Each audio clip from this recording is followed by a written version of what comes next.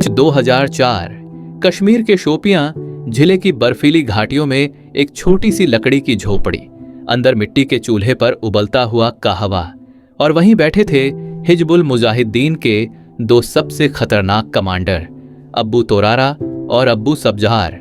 लेकिन उन्हें नहीं पता था कि उसी कमरे में बैठा उनका नया साथी असल में भारत का शेर था, कैप्टन मोहित शर्मा, वन पारा स्पेशल फोर्सेस।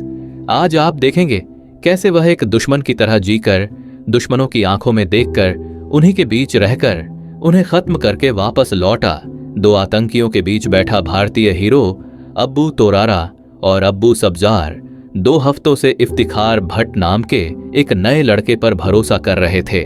उन्हें पता नहीं था कि इफ्तिखार भट्ट कोई साधारण व्यक्ति नहीं, बल्कि कैप्टन मोहित शर्मा था, भारतीय सेना का वो कमांडो जिसे कश्मीर के आतंकी भी सुनकर कांपते थे। उस दिन कमरे में सन्नाटा था।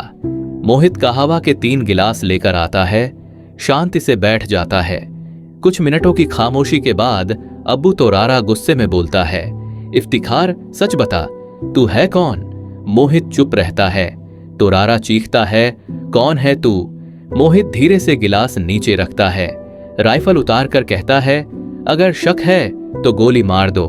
उसी पल मोहित 9 mm पिस्टल निकालता है और पलक झपकते ही दोनों आतंकियों को सिर में गोली मार देता है। कमरे में बस धुआं और भारतीय सेना की जीत। ये था कौन? इफ्तिखार नहीं, मेजर मोहित शर्मा। यह कोई आम सिपाही नहीं था, ये थे मेजर मोहित शर्मा, वन पारा SF के टॉप कमांडो, जिन्होंने कहा था कि मैं मर सकता हूं पर पकड़ा कभी नहीं जाऊंगा। बचपन और शुरुआत मोहित शर्मा का जन्म 13 जनवरी 1978 हरियाणा में हुआ। पिता राजेंद्र शर्मा बैंक अधिकारी, मां सुशीला शर्मा दिल्ली जल बोर्ड में कर्मचारी, एक बड़ा भाई मधुर शर्मा जो एयरफोर्स में जाना चाहते थे। घर वाले इंजीनियर बनाना चाहते थे, लेकिन मोहित के दिल में बचपन से सिर्फ एक सपना था, भारतीय सेना। कॉलेज छोड़कर NDA का सफर, इंजीनियरिंग कॉलेज में रहते हुए वो रात रात भर NDA की तैयारी करते थे। जब NDA का रिजल्ट आया, घर वालों ने छुपा दिया ताकि वो कॉलेज न छोड़ें, लेकिन मोहित ने UPSC ऑफिस फोन करके खुद पता कर लिया, वो पास हो चुके थे। उन्होंने बैग उठाया, कमरा लॉक किया, फ्रेंड को चाबी दी और सीधे SSB इंटरव्यू देकर आ गए। SSB भी क्लियर, बस एक समस्या, वजन 6 किलो कम था। उनकी मां ने हाथ से बना खाना, दूध, केला, घी सब मिलाकर कुछ ही दिनों में 8 किलो वजन बढ़ाया। मोहित मेडिकल भी पास कर गए और 1995 में NDA पहुंचे। NDA से IMA तक एक परफेक्ट कमांडो बनना, NDA खड़कवासला, जहां मोहित ने घुड़सवारी, बॉक्सिंग, स्विमिंग हर चीज में टॉप किया। उनकी आवाज भी शानदार थी, गिटार, सिंथेसाइजर, माउथ ऑर्गन सब बजाते थे। 1999 IMA देहरादून पहुंचे। उसी समय कारगिल युद्ध हुआ, जिसने उनके जुनून को और बढ़ा दिया। IMA में वह बैटेलियन कैडेट एजुटेंट BCA बने, एक सम्मान जो सिर्फ टॉप कैडेट्स को मिलता है। और 11 दिसंबर 1999 वह भारतीय सेना में लेफ्टिनेंट बने, 5वीं बटालियन मद्रास रेजिमेंट, भाग 6। कमांडो बनने का सपना।